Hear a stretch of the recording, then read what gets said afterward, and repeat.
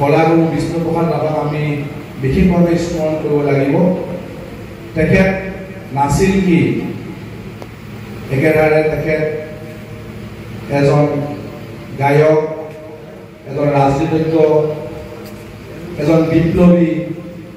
তেখেতৰ কথা আমি কৈ শেষ কৰিব নোৱাৰিম। আৰু তেখেতে জীৱিত কালত যিটো সন্মান পাব লাগিছিলে ৰজাগণ প্ৰজাগণে, কিন্তু আমি তেখেতক দিবলৈ কুণ্ঠাবোধ কৰিলোঁ। আৰু তেখেতক আমাৰ ৰজাগণে সেই সময়ত যিমান পাৰে সিমান জেললৈ নিক্ষেপ কৰিলে। কিন্তু আজি তেখেতৰ অনুপস্থিতিত আমি অসমীয়া মানুহখিনিয়ে কিন্তু তেখেতক সেই উপযুক্ত যিটো সন্মান, সেই সন্মান কিন্তু আমি দিবলৈ সক্ষম হৈছোঁ। আৰু বহুত বাকী আছে। আমি তেখেতৰ বিষয়ে শ্ৰেষ্ঠখিনি অধ্যয়ন কৰিবলগীয়া আছে। হয়তো তেখেতে যি ধৰণে শোষিত নিষ্পীড়িত জনগণৰ কাৰণে নিজৰ মাটি বাৰীলৈকে দান কৰি দিয়া এজন ব্যক্তি আছে। আৰু শোষিত নিষ্পীড়িতৰ কাৰণে তেখেতে যেনেধৰণে গীত গাই গৈছিল, এই কথাবোৰ আমি নিশ্চয় নতুন প্ৰজন্মই অধ্যয়ন কৰাৰ প্ৰয়োজন আছে।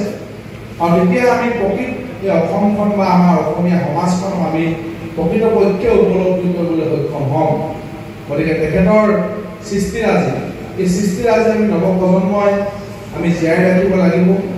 আমি আজি যিকেইজনৰ মহিষীক আমি সাধাৰণতে কলাগুৰু আমাৰ বিষ্ণুপ্ৰসাদ ৰাভাই হওক, জ্যোতিপ্ৰসাদ আগৰৱালাই হওক, আমাৰ সোণাৰী সন্তান পাৰ্বতী প্ৰসাদ বৰুৱাই হওক, ডক্টৰ ভূপেন হাজৰিকাই হওক, এই শিল্পীসকলক কিন্তু আমি আমাৰ নিজৰ আত্মাত আমি স্থান দিব লাগিব।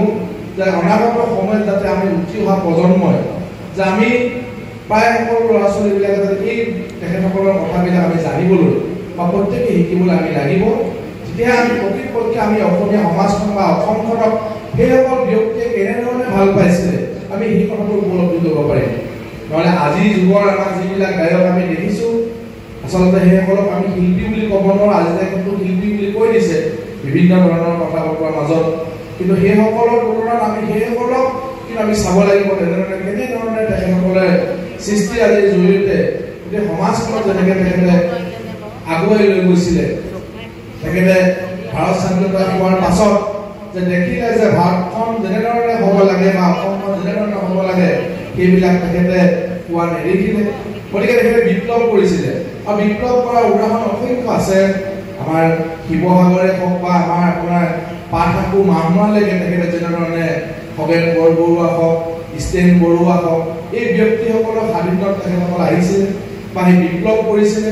গতিকে এই বিপ্লৱ কৰি তেখেতে কেনেধৰণে RCPI নামৰ এটা দৰ্শনত তেখেতে জড়িত হৈ গৈছিলে, এই কথাবিলাক আমি প্ৰত্যেকে জানিব লাগিব। আৰু উঠি অহা প্ৰজন্ম আমি এই কথা জানিব লাগিব। তেখেতে বিপ্লৱ কৰিছিলে, যেনেকৈ আপোনাৰ আকৌ ৬২ চনত তেখেতক কেনেকৈ চুচুৰাই লৈ গৈছিলে, এই কথাবোৰ আমি জানিব লাগিব। নহ'লে আমি কিন্তু আমি বিষ্ণু ৰাভা দিৱস পতা এই যিটো সাৰ্থকতা, সেই সাৰ্থকতা ক'ৰবাত আমি হেৰাই যাম। গতিকে মই ভাবোঁ যে আজি আমাৰ উপস্থিতিৰ সংখ্যা কম হ'লেও আমি যিসকল আহিছোঁ, আমি যিসকল ব্যক্তি ইয়ালৈ আহিছে অনুষ্ঠানটোৰ কাৰণে, হয়তো আমাৰ ক'ৰবাত প্ৰচাৰ আৰু প্ৰসাৰ কৰাৰ ক্ষেত্ৰত ক'ৰবাত আমাৰ অসুবিধা থাকিব পাৰে। গতিকে এইবোৰ যেনেধৰণে ক'ব লাগে পোৱা নাই। গতিকে আমি তেখেতসকলৰ আদৰ্শৰে আমি কাম কৰি যাব লাগিব। আৰু আমিও এটা জনগোষ্ঠীয় সংগঠন, এই জনগোষ্ঠীটো সুৰক্ষিত কৰিবৰ কাৰণে, অসমখন সুৰক্ষিত কৰিবৰ কাৰণে আমি প্ৰায় যুৱকসকলো অহৰহ চেষ্টা কৰি আছে। আমাৰ চাউলুং চুকাফাৰ যি আদৰ্শ, সকলোকে লৈ এখন সমাজ গঢ়াৰ যিটো আদৰ্শ, সকলোকে একত্ৰিত কৰি আগবাঢ়ি যোৱাৰ যিটো তেখেতসকলৰ আদৰ্শ আছিলে, সেই আদৰ্শতে আমি প্ৰায় যুৱকসকলে আগবাঢ়ি গৈছোঁ। অনাগত সময়তো আমি যাতে আমি প্ৰতিটো ক্ষেত্ৰত যাতে প্ৰতিটো সমস্যা যেনেধৰণে বিভিন্ন ধৰণৰ সমস্যা আমাৰ অসমবাসীৰ আহিছে, অতীততো আমাৰ অসমবাসীৰ কাৰণে বিভিন্ন ধৰণৰ সমস্যা দুৰ্যোগ আহিছিলে, সেই দুৰ্যোগবিলাক আমি প্ৰতিহত কৰি আজি তাৰিখত আমি থিয় দিব পাৰিছোঁ। যে অনাগত সময়তো আমি তেনেকুৱা ধৰণৰ চেষ্টা ল'ব লাগিব যে অসমীয়া জাতিৰ কাৰণে বিভিন্ন ধৰণৰ সংকট আহিব পাৰে, বিভিন্ন ধৰণৰ দুৰ্দশা আহিব পাৰে, তাৰ মাজতো কিন্তু আমি অসমীয়া জাতিটো আগবাঢ়ি গৈ থাকিব লাগিব। আমি বিশ্ব দৰবাৰত নিজকে অসমীয়া হিচাপে প্ৰতিষ্ঠা কৰিব লাগিব।